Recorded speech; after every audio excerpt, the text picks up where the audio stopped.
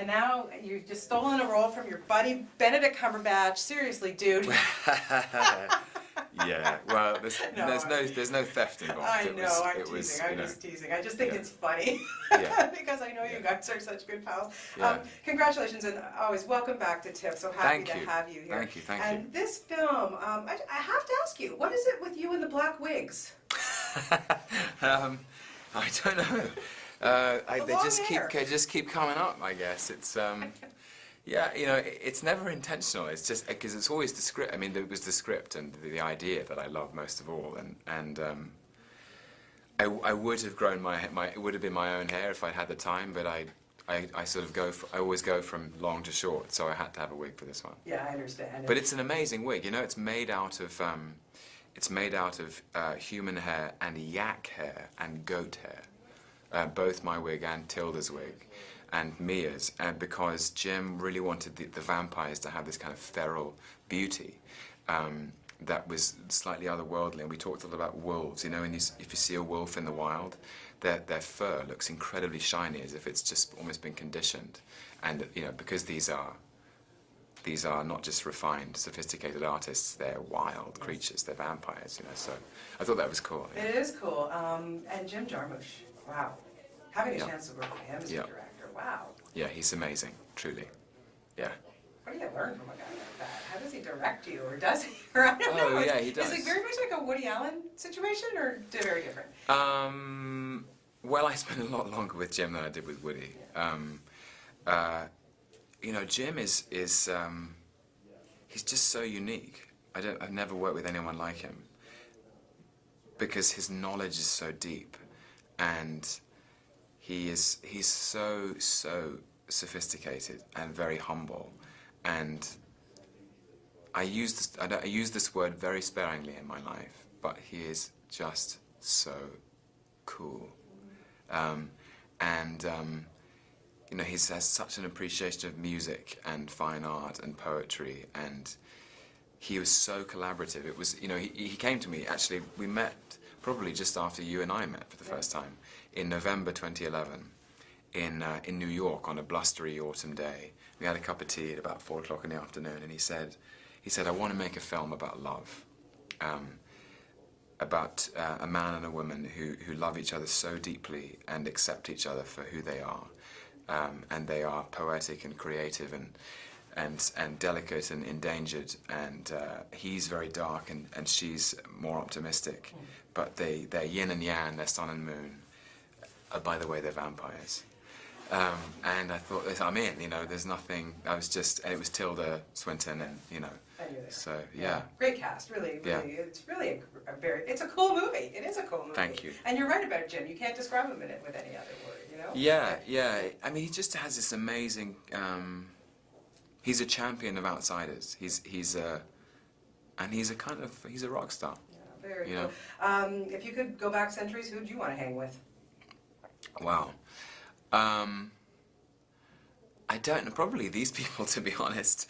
Shelley, you know, the people in the film, Shelley and Byron and Mary Wollstonecraft and Shakespeare or Marlowe, whoever the hell wrote those plays. And if I could go back, who would I want to hang with? Definitely Shakespeare. Yeah. Ancient Greece I'd love to go and hang out in. I'd love to meet Plato. I don't know why. Yeah, I think that would be a very cool discussion. Cool little tea party there. Yeah, absolutely. Yeah. I always draw a blank here. Like, it's okay. Who are the people from human history? You have so much on the go, and I want a couple things I want to address. You mentioned William Shakespeare. You are going to be doing Coriolanus on the stage. And what the coolest thing about this is that we get to see it here because they broadcast it on screens across North America. Yes, they do. And I've got my ticket, my friend. I already have my ticket. I cannot wait. It is the most amazing experience. Does it scare you to do Shakespeare? No. I mean, yes, but it makes me, it keeps me sharp. It's my great passion, actually, and I think it's the greatest challenge for an actor and the greatest reward, because what you have to do is you have to learn the words and digest them and absorb them so that you know them inside out. And because the words are so wise, I always feel like a more open, more compassionate person for for the doing of it. It's sort of like, I just feel a bit more alive when I'm doing Shakespeare. It's hard to put your finger on it, but it's very, very fulfilling. I'm sure. I love Shakespeare. Okay, Thor: The Dark World. We got to get there. I've told you this before, and I'm not joking. Loki is my absolute favorite villain on the. You are so awesome as Loki. I swear to God, I just want a Loki movie. 2 hours of Loki. Okay.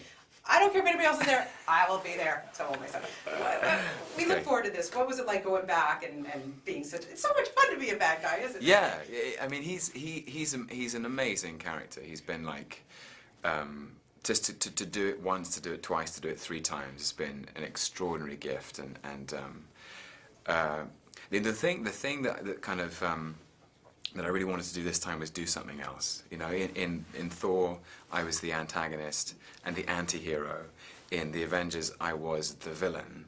And in Thor: The Dark World, there is a hero in Thor, there's a villain in Malekith, played by Christopher Eccleston. Yeah. And then there's Loki, and he's this wild card in the pack, this sort of unpredictable element. And he's, in the story, there's a very nice complication that Thor needs to enlist Loki as an ally again, but with their history and you know how is that allegiance going to play out, it was really fun. Can't wait. I honestly didn't like when Mark Ruffalo threw you around as in the Avengers. Sorry, I was against it. You know how I feel about you, so there you go. I'm rooting for it. And lastly, we're going to have you in Toronto shooting Crimson Peak. Yes, I'm so excited about this.